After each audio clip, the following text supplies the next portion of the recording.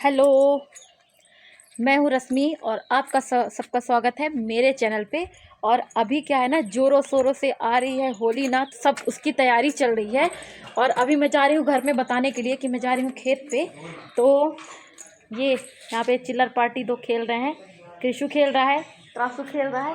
अब देखते द्वार में भी ना आवाज़ आ रही, देखते द्वार में कौन आया है। पता है चाची लोग आई हैं मम्मी को बुलाने के लिए। चाची आई पैर छूने। और ये चाची नहीं, कोई नहीं है। नहीं तो पता है अभी हम लोग जा रहे हैं खेत में बनाने के लिए। और वो जो चाची आई है ना, वो क्या है कि गुप्ता चाची हैं, उनके बेटे का ओली पड़ने वाली है। ओली मतलब जिसको हम लोग ना सगाई बोलते हैं ना, तो उसको इधर साइड गांव के भाषा में उसको ओली बोलते हैं। तो वो आई थी मम्मी को बुलाने के लिए, पर मम्मी शायद ना जा पाएंगे क्योंकि भाभी घर पे अकेली हैं। और वो मेरे पैर छू रही थी। तो उसका एक नियम है कि जब हमारे घर पे शादी के बाद जब कोई बहन बेटी है, जब अपने ससुराल से जब मायके आती हैं, तो गांव का कोई भी मिलेगा, कोई भी मतलब पंडितों को छोड़ के वैसे कोई भी अगर मिलेगा तो वो उस बहन बेटी जो जिसकी शादी हो चुकी होती है उसके पाँव छूते हैं। ये यहाँ की प्रथा है। और जब स्टार्टिंग में जब लड़की आती है ना, तो उसका निमंत्रण भी होता है हर जगह पे। और जैसे मान लो उनके यहाँ पे जैसे सगाई हुई है ना, और अभी मैं ससुराल से अपने मायके आई हूँ, तो वो मेरी मम्मी को बुलाएंगी और मेरे को अलग से बुलाएंगी। ऐसा होता है, बहन बेटियों को ऐसे बुलाया जाता है कि जब शादी होती है, कोई कार्यक्रम होता है, तो उसमें माँ को बोला जाता है अलग से, क्योंकि मेरी शादी हो चुकी, मैं दूसरे घर से हूँ, उनका ये मानना होता है। तो यहाँ पे पैर छूते हैं जो बेटियाँ आती हैं उनका। शादी के पहले ना छुएं, कन्या समझ के पैर छूते थे, पर अगर ना भी छुएं, लेकिन शादी के बाद जो है ना तो पैर छूते हैं, ये ऐसा होता है। तो अभी मैं जा रही हूँ, अभी मैं घर से आ गई हूँ बाहर साइड। और अभी मेरे को होलिका कहाँ पे बनानी है ना, मैं बस वो चीज़ देखूँगी, वो एरिया देखना है। क्योंकि अभी पता है, देखो इधर साइड पे जो है ना पूरी खेती अभी हो रखी है, अभी इसकी कटाई नहीं हुई है। यहाँ पे सब कंडा है, कंडा स्टोर करके रखे। पता है क्या था, इस बार ना टाइम टाइम पे बारिश हो रही थी, मतलब इतनी ज़्यादा भी बारिश नहीं हुई ना कि मतलब खेती को फ़ायदा हो, इतनी बारिश नहीं हुई, थोड़ी सी बूंदाबांदी होती थी। और उस बीच में जो होता था ना, कंडे की जो पथाई होती है, तो ये नहीं हो पाया था। क्योंकि अगर थोड़ी बहुत भी बूंदाबांदी हो रही है ना, और उस बीच में अगर कंडे की पथाई करेंगे ना, तो उसमें भुरभुरी लग जाती है। उसको भुरभुरी बोलते हैं, ऐसे थोड़ी सी मिट्टी मिक्स करके कीड़ा होता है, तो वो पूरे कंडे को ख़त्म कर देता है। और गांव में जो होता है ना, कंडे की बहुत ज़्यादा ज़रूरत पड़ती है, बहुत ज़्यादा ज़रूरत पड़ता है। क्योंकि यहाँ पे दूध पकाना, गाय भैंस के पास धुआं करना, बरसात के टाइम पे होता है ना कि पूरे घर में धुआं करना ताकि मच्छर घर पे ना आए। तो गाँव में जो होते हैं ना, गाँव के लोग इस तरीके से अपना ना मतलब जीवन जो उनका होता है ऐसे ही होता है कि वो हर चीज़ को स्टोर करके रखते हैं। तो ये यहाँ पे ना कंडा वगैरह, तो यहाँ पे तो कहीं आग लगाने की जगह है ही नहीं। तो और इधर साइड पूरी खेती सबकी हो रखी है। उधर साइड वो खेत में लगे हुए हैं काम करने के लिए, शायद दिख रहे होंगे, वो लगे हुए खेत में दिख रहे होंगे।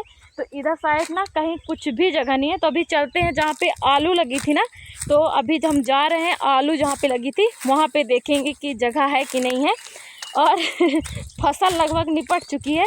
और फसल आप देखो, खेत एकदम वहाँ से था, एकदम वहाँ से ऐसे खेत हुआ करता था। देखो इधर साइड पे कहीं कुछ भी नहीं जमा हुआ है, कोई फसल नहीं। एक एक बस ये मसूर की जो है तो हो रखी हैं फसल, एक एक हैं।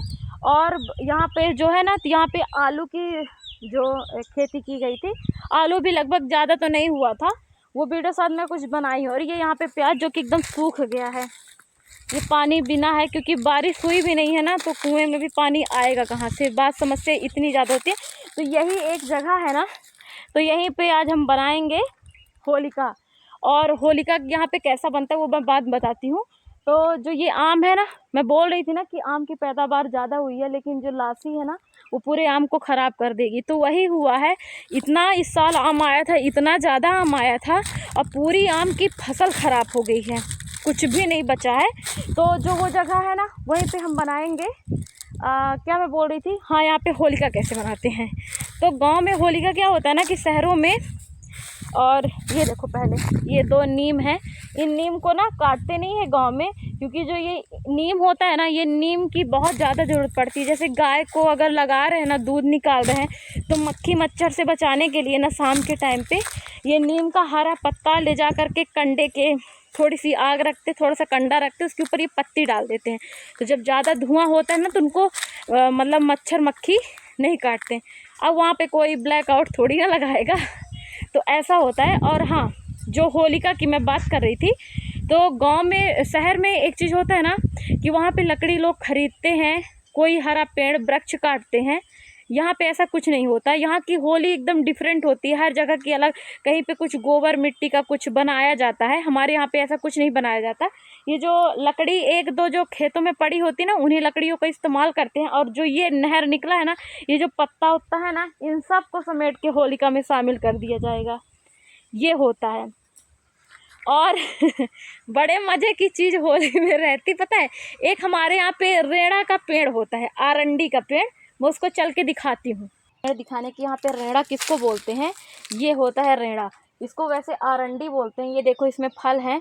ये कहते हैं इसको बाल में लगाने से ना बाल झड़ता नहीं है। अब इनका बहुत सारे मतलब होने लगे हैं। इनमें जो होता है ना, इससे साबुन वाबुन भी कुछ बनाता है, ऐसे टाइम पे बोलते थे। तो यही आरंडी के ये रेड़ा इसको बोलते हैं। तो इसी रेड़ा के पेड़ को ना, जो बड़ा साइज का पेड़ होता है, उसको काट करके ना और उसके बीच में रख देते हैं, होलिका के बीच में। ये ज़रूर से ज़रूर रखते हैं।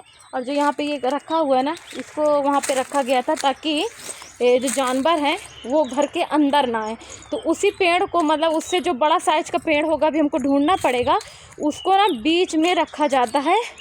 और यहाँ पे ना राई और नमक, सरसों नमक, और जो सरसों नमक हो गया, तेल नहीं, क्या ही बोलूँ, कि होली में ना ये जो मैं बताई ना, रेड़ा का पेड़ जिसको आरंडी बोलते हैं, उसी के पेड़ को, बड़े साइज का जो पेड़ होता है ना, उसको काट करके बीच में रखते हैं, होलिका के जैसे बीच में। जैसे आप लोगों के यहाँ पे या शहरों में ना बड़े साइज के पेड़ काट के हरे हरे वृक्ष रखते, तो हमारे यहाँ पे इन्हीं वृक्षों को काटा जाता है।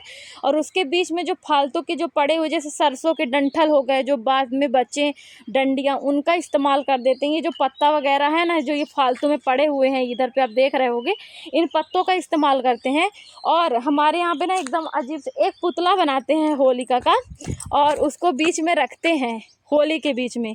और क्या करते हैं कि उसमें ना नमक और सरसों, और जो आटा चालने के बाद जो लास्ट का चोकरा बचता है ना, चोकरा, और थोड़ी सी नमक मिला करके, और उसको बोलते हैं ना, यहाँ पे गांव में उस सारे मिश्रण को बोलते हैं राइलोन चोकरा। तो उसको ऐसे फिरा फिरा के ना, ऐसे होलिका में डालते हैं, ऐसे ऐसे करके।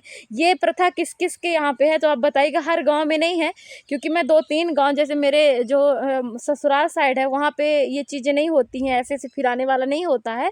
पर जो होलिका है वैसे ही बनती। तो आज की जो तैयारी थी ना, आज वो होलिका ही बनाने की थी।